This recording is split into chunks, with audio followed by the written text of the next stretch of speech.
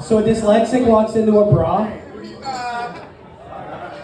It's gotta be so frustrating having dyslexia. Like, imagine how many times a person with that disease has bought a scratch off and was like, all right, we got 3, 12, 18, 7.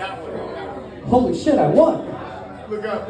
$1 million. Look up. I can finally leave my fucking life. I can tell my boss he's a fucking idiot, quit my job. My life's about to fucking change. Drives all the way up Tallahassee, gets some ticket powder, goes to cash it in. Sorry, sir, not a winner. You're talking about $1 million right there. 12, I hit. Sir, that's a 21. He liked it.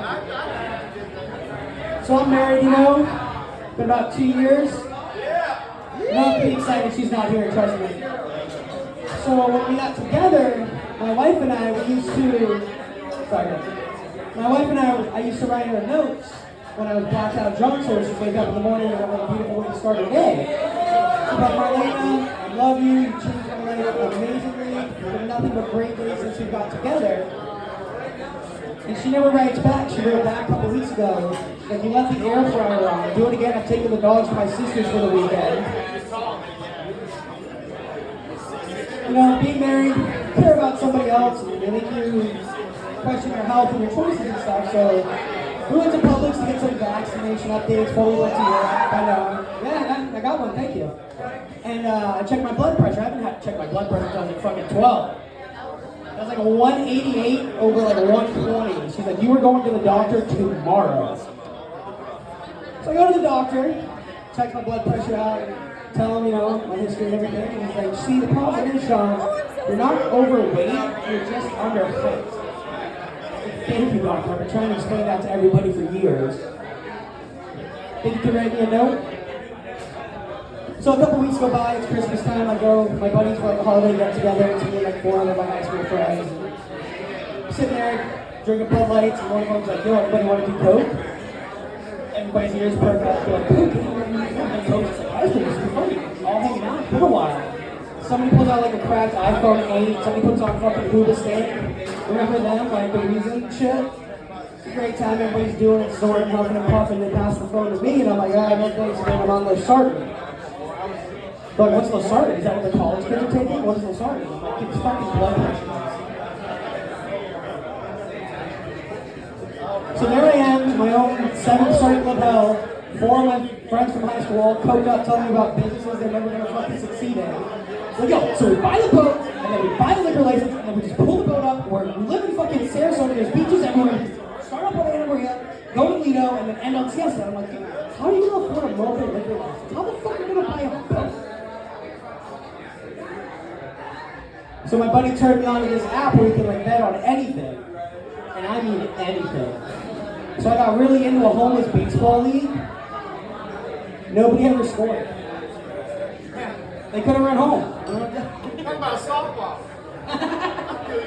It's funny, dude. My God. Do you think they were like homeless cavemen?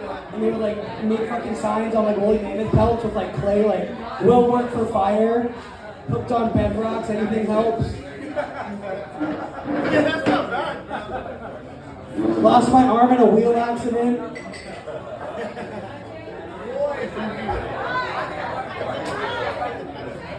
So the Mabel, huh? We're right next to New College.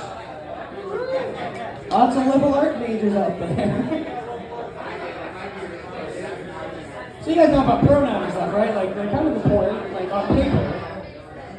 Trump got arrested today, so all the people who used to be like, put her in jail, or are like, let him out of jail. So I followed Oprah on Instagram, and she posts at like the weirdest fucking times. I'll be like home 3:30 in the morning having a nightcap. Bam, Oprah just posted. I got nothing going on, I'm fucking drunk, I click on it.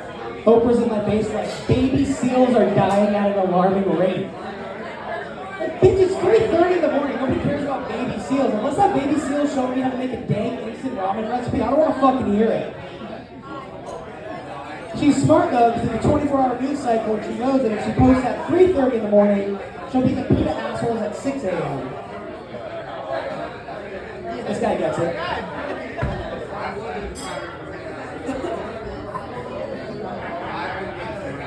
So I was watching a movie the other day with my buddy from Russia.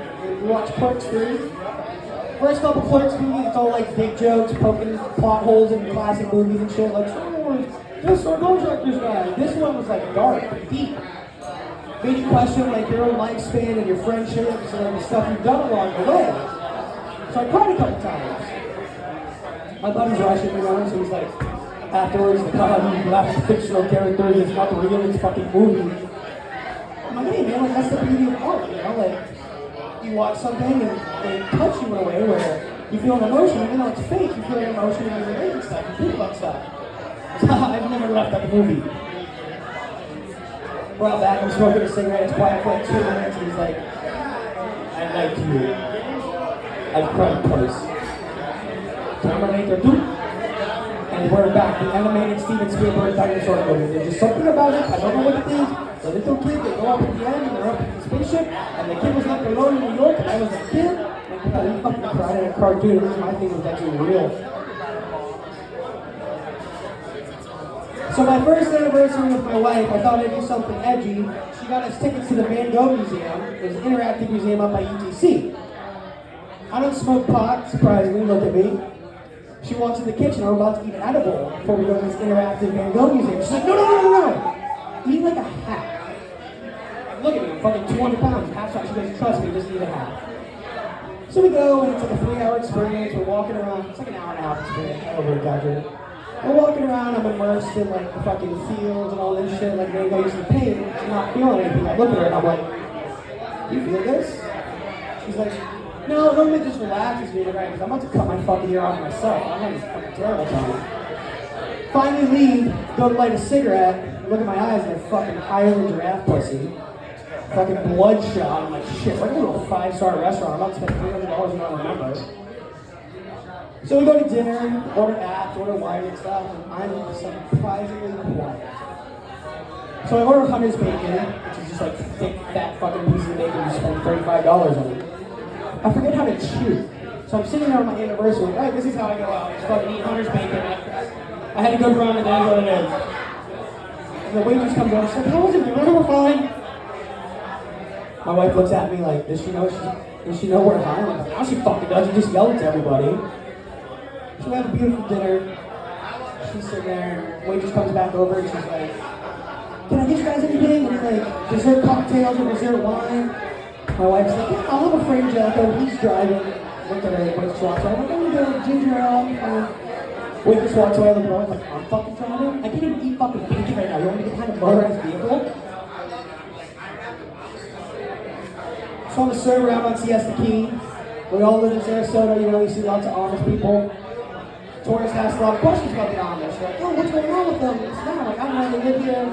Here's what it is. Like, apparently they're easy to take home now. All you gotta do is walk up and be like, hey girl, you wanna come back to my house and experience central air? Tried it once, she didn't leave for 3 days. And I showed her Jersey Shore, she has enough sense. Cut my foot today. I didn't cut it, my dog cut it. We ran away last week. I found him at the fucking Humane Society. He was there for a total of like an hour and a half. Now I think he joined a gang. I go outside, he's pulling a fucking standalone hammock.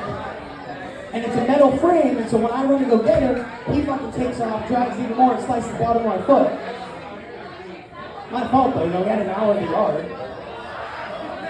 That's my time, guys. Thank you. Yo,